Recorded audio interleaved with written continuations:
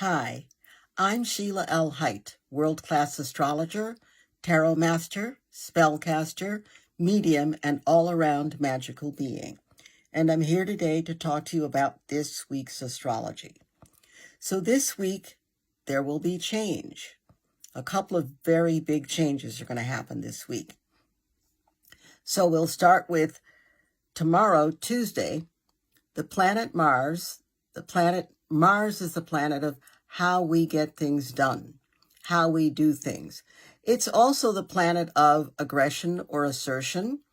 However, if you use it positively, it's about getting things done. And it's going into the sign of Virgo, which is the sign of getting things done. Virgo rules systems of order. So Mars, how to get things done, in Virgo, follow the systems of order. What works? What are the plans? Be clear in your details. Be careful in your execution, and things will work out really well. So with Mars in Virgo, you get an opportunity to literally make your dreams come true. And not in the romantic sense of the word, but by rolling up your sleeves and getting to it. A lot will be there to help you, and a lot of people will be there to help you. And Mars in Virgo emphasizes, please read the instructions. So do avoid being overly critical. That can be a problem whenever Virgo is a part of the game. Please be careful not to be overly critical, because you can criticize something to the point where you just sort of take all the life out of it. Some things are not blemishes or mistakes. They're naturally enhanced attributes. So go with those. Then on Wednesday, Jupiter, the planet of expansion, the planet of blessings, the planet of beneficence. Jupiter is in the sign, it's not necessarily in a sign, it is squaring another planet. It is squaring the planet Neptune. Neptune is a great planet. Neptune is great. It's large. It's massive. Neptune is really about spirituality and about the veil, much less seeing through the veil. Neptune is the veil. You have to be careful whenever Neptune aspects or relates to another planet, because Neptune can be overwhelming. It rules fog. So you know how fog is when it comes in. So Jupiter, which is expansion and luck and blessings and beneficence, can be overwhelmed by the fog of Neptune. That is, you can be seeing what's not really there. You can be believing what's not really so.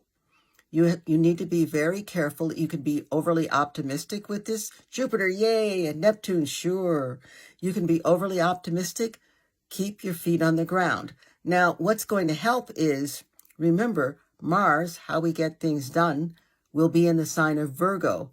Virgo is an earth sign. Virgo is put one foot in front of the other. So when you get a great inspiration, Jupiter, great idea, great feeling, Jupiter and Neptune, maybe you're not just making things up.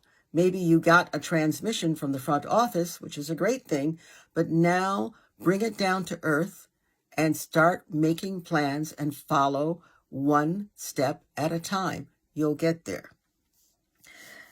Saturday is a really, really, really big day, depending on what hemisphere you live in. In the northern hemisphere, that's us, it's the summer solstice. In the southern hemisphere, that's anyone below the equator, it's the winter solstice. In any case, solstice has to do with the sun and the sun's position and power. So when we have the summer solstice, that's the entry into the new season. So for 3 months, we will be in summertime. Those below the equator, that's the entry into their winter season. This is a time for us here in the northern hemisphere to really look and see what we planted, what we want to keep, what needs weeding, and what needs encouraging, and encourage that. It's also a great time to have fun and play. There's not enough of that going on. There's just too much uptightness, and for good reason. but we need to also remember to play. Very important. Now, below the equator, that's a time when you need to be assessing what you've gone through all year. You need to be making sure that the ground, whatever kind of ground you're planting your seeds in, you need to make sure that that ground is being prepared, it's being nurtured. So the solstice is amazing, and that happens on Saturday. And so I would, if I were you, write down 3 things you want to happen during the summer season. What seeds will you plant? Those are the 3 things, 3 seeds. And what kind of plant or flower do you want? That's what I would go with. For those south of the equator, take a good look at what you wanted, and if you got what you wanted, and if you didn't get what you wanted, take a look at what didn't happen so that the next time planting season comes, you'll know, you'll be ready to make sure you have everything that will allow the something you want to happen.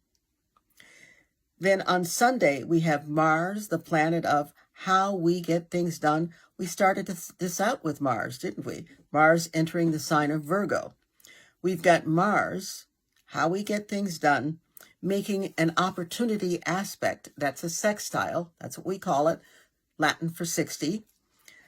Mars making an opportunity aspect to Jupiter. And we've heard from Jupiter before too. So Mars, with Mars in Virgo, if you plan well, you organize properly, you have the opportunity, the help of Jupiter for luck and blessings and expansion. So Sunday is a great day to say, how do we put into action that I want to bring to fruition? It's always a good idea to start 2 or 3 days before, because the energy of any of these aspects starts a good 2 or 3 days before the day that I say, the day I mention, and it lasts for a good 2 to 3 days after.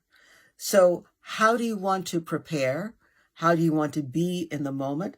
And how do you want to be able to assess what happened in that moment? This is a great week, not as dramatic, thank goodness. However, with definitely the 2 things happening, 1, the planet Mars going into Virgo, and 2, the sun going into the sign Cancer. That's why we have the summer solstice. This is a great time to make things happen and allow them to happen so that they benefit you.